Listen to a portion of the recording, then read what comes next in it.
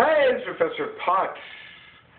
We're going to discuss insects and the harvest, drying, curing, fun stuff.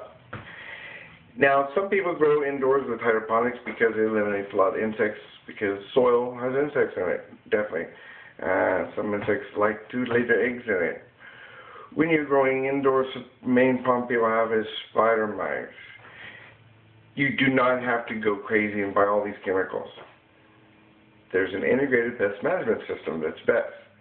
It's best to eliminate something of the insect's life that will get rid of the insect. They won't be there anymore.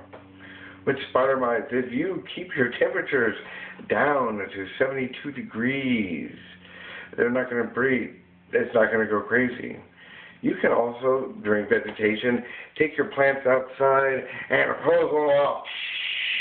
Hose them off with water, shake them off, it's great. They're gone.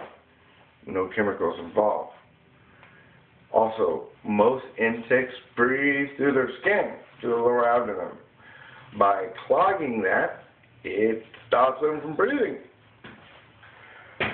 What I normally do is take some detergent, just 2 drops of that in a liter bottle of water, and squirt the plants. Squirt them from head to tail, up and down, back of the leaves, under the leaves, hit the soil, everywhere. I do that when the plant goes to sleep. In the morning when it wakes up, I rinse it off with fresh water. Don't leave any soap residue, because the soap bubble can cause a burned leaf. By doing this, you're clogging the system of the insect. It will die. This works for most insects. If you have a serious problem, you can use neem. Neem stops the insect from eating. You can also use Brithium. Brithium is made from chrysanthemums, and it's an organic way of killing insects.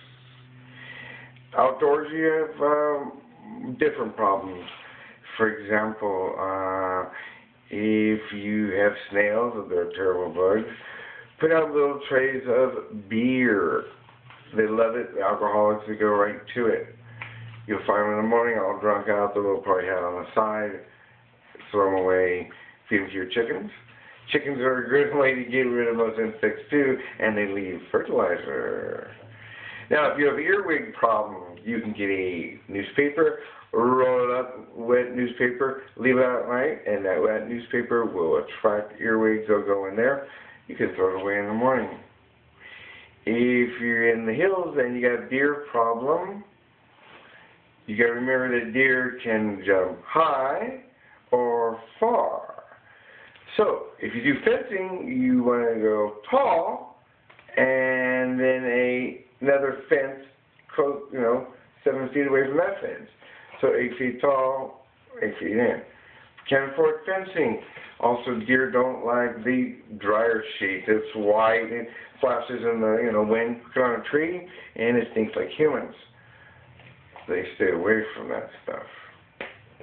Anything else is exclusion. So if you exclude your garden from larger rodents and insects like that, it keeps them away. A greenhouse is a good way to grow outdoors and get rid of the insects. During vegetation, it's more to use a chemical base to get rid of insects.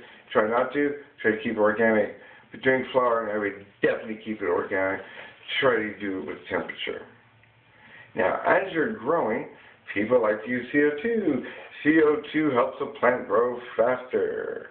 There's several ways to do it. You can go into your garden and kiss and hug with your girl, and that creates CO2. Animals create CO2. Also, dried ice creates CO2. Seltzer water to the roots, unsalted, also creates CO2. Some people like to use CO2 gas. Make sure it's ventilated so you can get the gas out of there.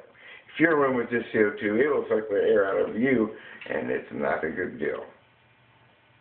So, now we're going to be right back, and we're going to discuss the harvest. That's people's favorite part of eating out. This is Professor Pot, and we'll be right back.